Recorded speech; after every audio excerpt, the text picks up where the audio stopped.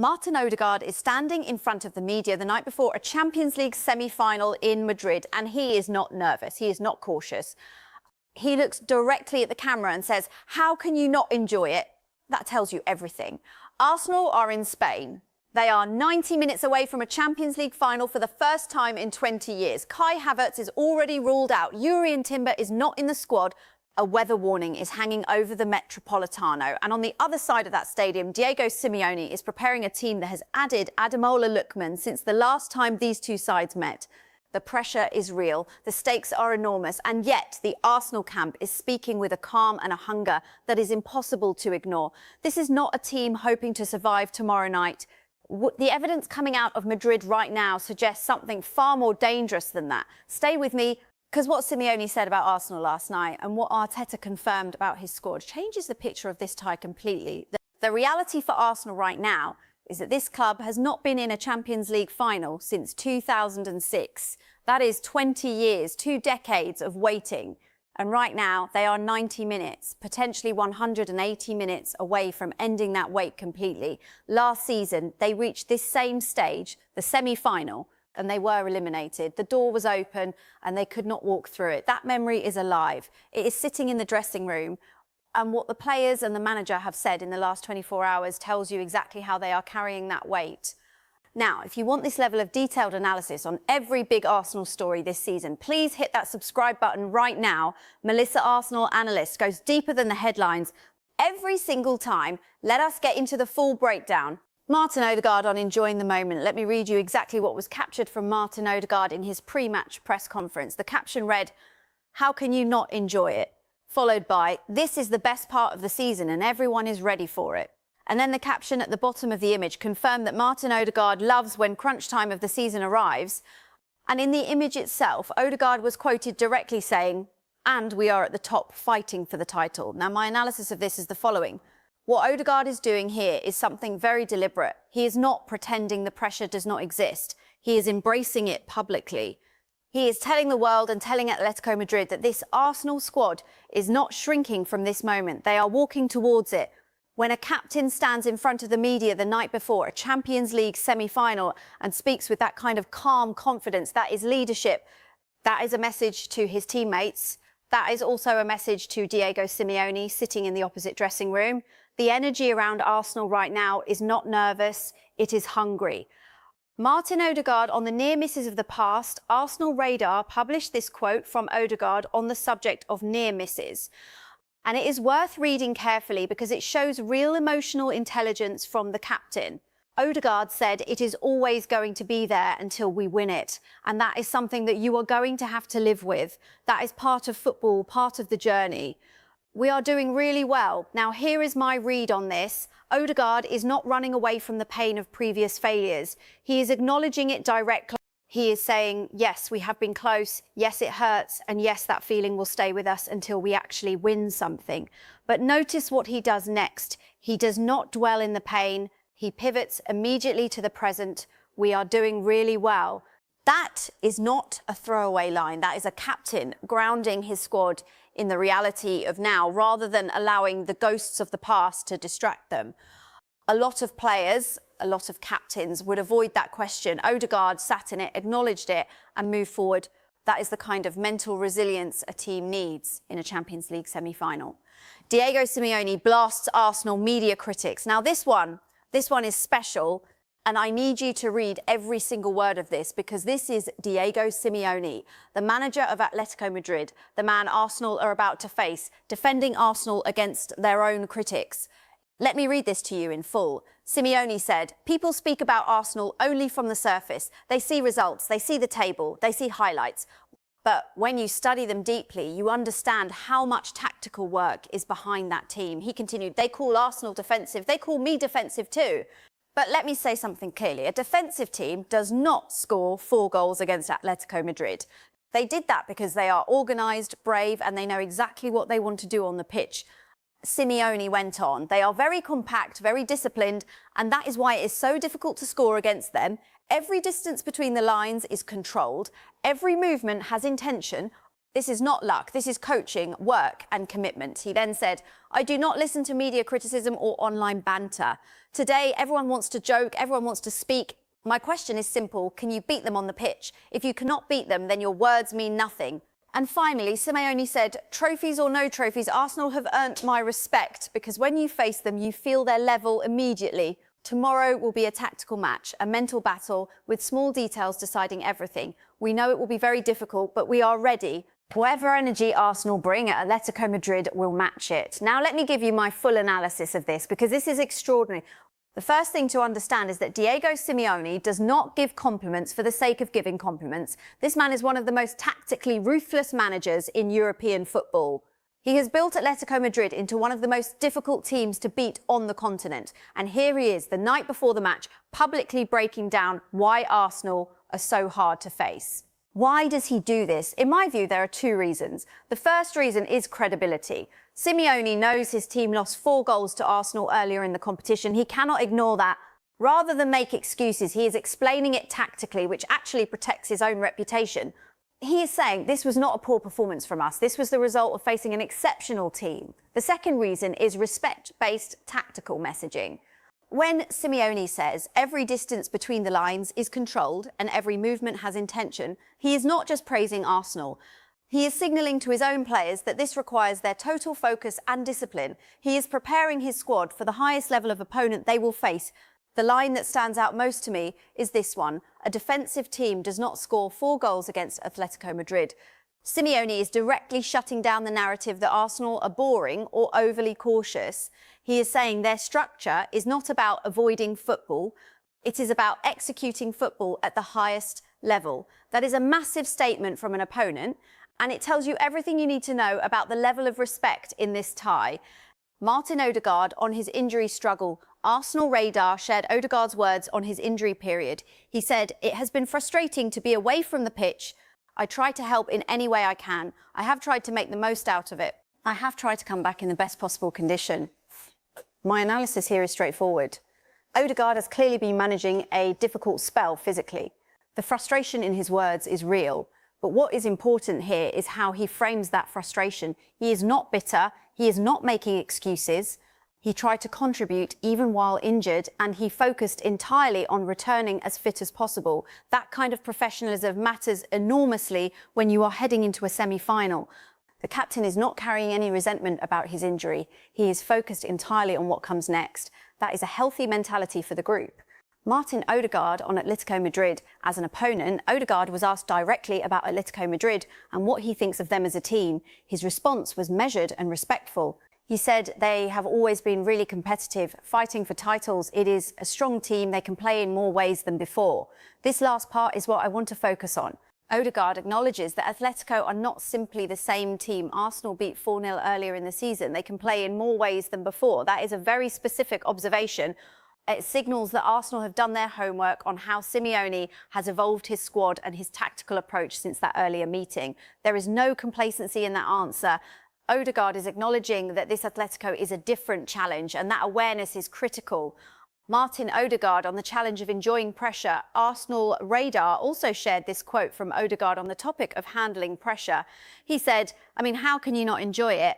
We are playing in the toughest and most competitive league in the world. It is hard to understand how you cannot enjoy that. This connects directly back to screenshot 1 and completes the picture of Odegaard's mentality heading into this game. What he is expressing is genuine love for competition at the highest level. This is not bravado. This is not media posturing. This is a professional athlete who genuinely thrives in these moments. And when a captain communicates that kind of energy to the rest of the squad, it is contagious. The team feeds off this, the stadium feeds off this, the supporters feel it. Mikel Arteta on Jurrien Timber's return. Arsenal Radar shared Arteta's update on Jurrien Timber. The manager said, "We do not know yet. He is doing some training on the pitch, but we need to get him more fit before he can join us." This is a significant update, and it is not the positive one Arsenal fans were hoping for. Timber is clearly still in the process of rebuilding his fitness. He is on the pitch, which is progress, but he is not ready to be part of the squad for tomorrow. The evidence suggests that Arsenal will head into this semi-final first leg without the defensive versatility that Timber provides. That places additional responsibility on the players who are available to fill that role. It also confirms that Arteta will need to make careful defensive selections in a match where Atletico Madrid carry real threat going forward. Mikel Arteta on the opportunity. Sky Sports News shared Arteta's broader message about this semi-final. The headline quote was, "We are going to grab it with both hands fucked." And the caption confirmed that Arteta relishes the opportunity of a second consecutive Champions League semi-final. My analysis of this is that Arteta is operating from a position of genuine belief. He is not treating this as a bonus achievement or an unexpected gift. He is treating it as an opportunity that Arsenal have earned and intend to seize. That framing is important. When a manager says we are going to grab it with both hands, he is not talking about surviving in a semi-final. He is talking about winning it. There is a difference. The mentality coming from the Arsenal camp is attack-minded and purposeful. That confidence, combined with the tactical clarity we have heard from players and staff, paints a very coherent picture of a club ready to make history. Fabrizio Romano. Squad availability. Fabrizio Romano posted that Arteta confirmed the following. Eze, Calafiori and Saka are all available and in the squad for tomorrow's game against Atletico. This is a massive positive update for Arsenal. Let me explain why each of these names matters so much. Bukayo Saka had not started in over a month due to an Achilles injury. The fact that he is now fit enough to be included in the squad for a Champions League semi-final is extraordinary news. Saka is one of Arsenal's most important players in big European games. His ability to carry the ball forward, create chances and draw fouls in dangerous areas is central to how Arsenal attack on the right side.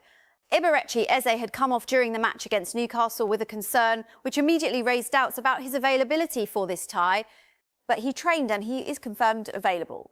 Eze brings a different dimension to Arsenal's attacking play. So he is direct, unpredictable in tight spaces and capable of moments of individual brilliance that can unlock even the most disciplined defensive block. Ricardo Calafiori was not in the squad for the Newcastle match, so his availability here is another boost. Calafiori offers defensive solidity and the ability to carry the ball from deep. His return gives Arteta more options in how he sets up the back line against a physical and experienced Atletico attack. 3 players returning to the squad ahead of a semi-final. That is not just good news. That is the kind of squad depth that gives a manager genuine tactical options in a match where every decision matters. Simeone's praise after the 4 NIL defeat and Lookman warning. Now let me move into the deeper analytical territory.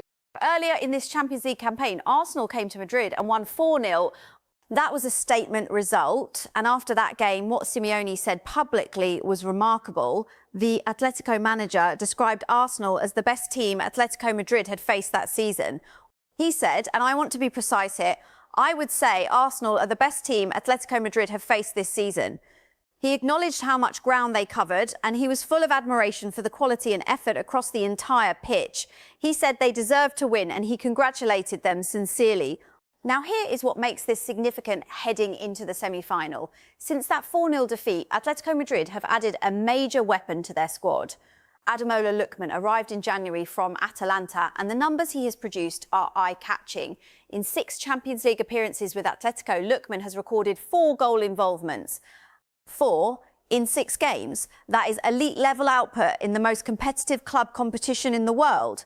Simeone himself described Lookman in terms that showed genuine excitement. He said, "Since I have been in the club, we never had players like that with those features. He is brilliant offensively. He is very courageous. He is very good on the one-on-one." That is an important warning for Arsenal. The team that lost 4-0 in October is not the same team they face now.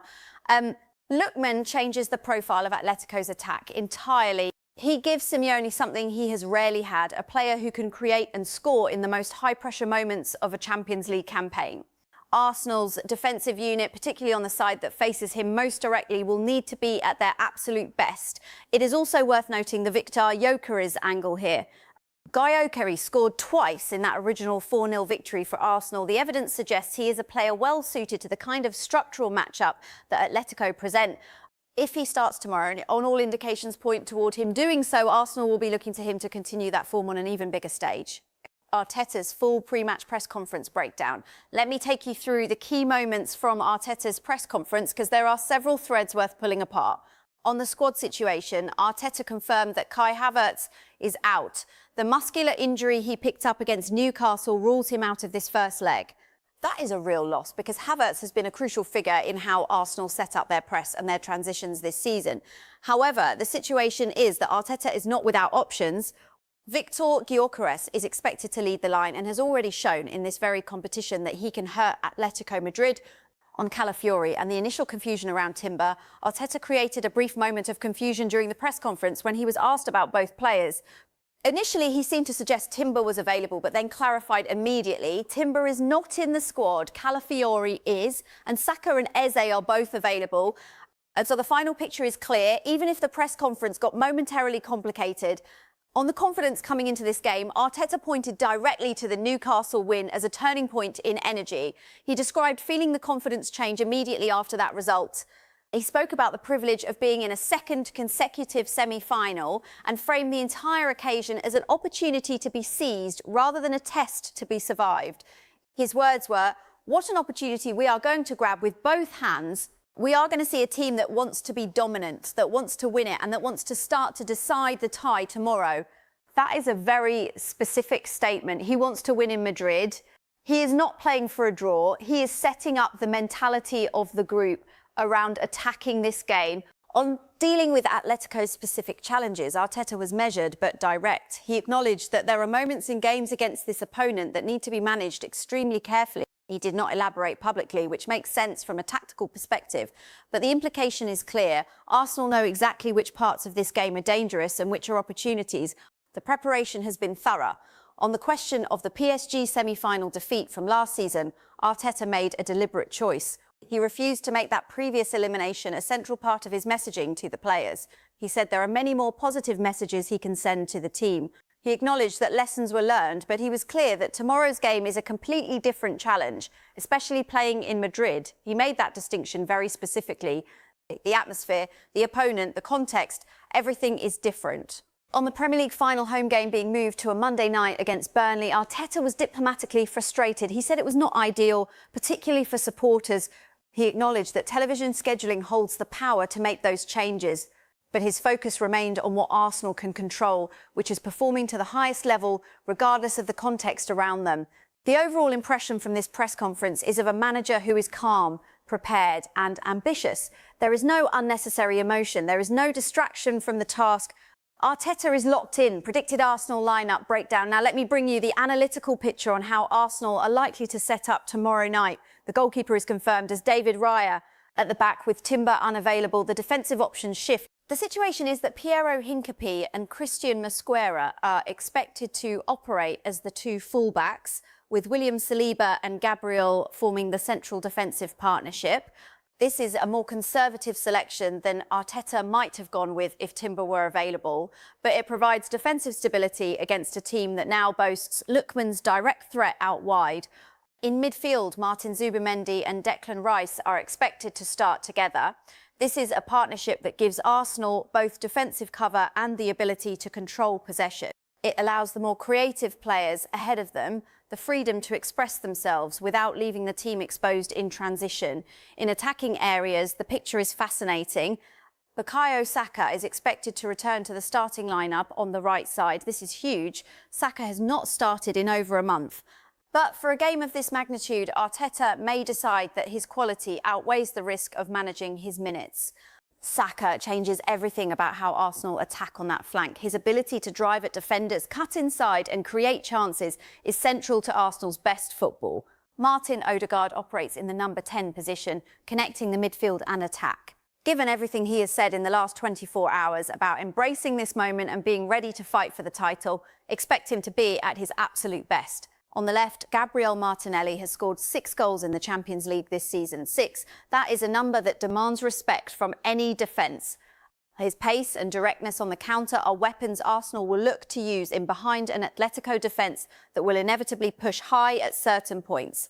And leading the line is Viktor Gyokeres, the man who already scored twice against Atletico Madrid in this very competition. The man who gives Arsenal physicality, work rate and the goal-scoring instinct to convert chances in a tight semi-final. The predicted lineup reads as follows: Raya in goal, Mosquera, Saliba, Gabriel, Hincapié across the back, Zubimendi and Rice in central midfield, Saka on the right, Odegaard in the 10, Martinelli on the left and Gyokeres as the centre forward. That is a lineup built to control possession, press effectively, transition quickly, and create real problems for Atletico in behind. Final analysis, what this all means. So let me bring all of this together and give you the full picture. Arsenal travel to the Riyadh Air Metropolitano on Wednesday night as a club with genuine belief, genuine squad depth, and a genuine tactical plan. The mindset coming from the captain, the manager and the squad is unified. There is no mixed messaging. There is no distraction. Everyone is pointing in the same direction. Odegaard is embracing the pressure and speaking like a leader who is ready for exactly this moment. Arteta is calm, focused and clear in his intentions. The squad has received positive fitness updates with Saka, Eze and Calafiori all available. And even from the opposing dugout, Diego Simeone himself has delivered one of the most thorough endorsements of Arsenal's quality that we have seen from any manager in European football this season. Simeone's words deserve to sit with you as we head into this game. He said every distance between the lines is controlled. He said every movement has intention. He said this is not luck, this is coaching, work and commitment. And he said when you face them, you feel their level immediately. These are not the words of a manager who expects an easy night. These are the words of a manager who respects what he is walking into. The danger for Arsenal is Lookman. The evidence is clear on that. 4 goal involvements in 6 Champions League games. Simeone's own words describing him as something this club has never had before in terms of profile and courage. Arsenal's defensive structure will need to deal with that threat directly and consistently, but the evidence also suggests that Arsenal have the attacking quality to hurt Atletico at the other end. Gyokeres has already done it. Saka returning changes the dynamic entirely. Martinelli's 6 Champions League goals this season speak for themselves. And Odegaard in this kind of moment, with this kind of focus, is one of the best players in European football. The situation is that Arsenal have not been in a Champions League final for 20 years. The opportunity is in front of them right now. And everything coming out of this camp in the last 24 hours tells you they know exactly what is at stake and exactly what they need to do about it. This is not a team hoping to survive a semi-final. This is a team going to Madrid to win. That is the full breakdown for you today. Make sure you like this video if this level of analysis is what you come here for. Subscribe to Melissa Arsenal Analyst for every major Arsenal story this season and beyond. Drop your prediction for the first leg in the comments right now, and I will see you after the match with the full reaction and what it means for the second leg at the Emirates. Let's go Arsenal.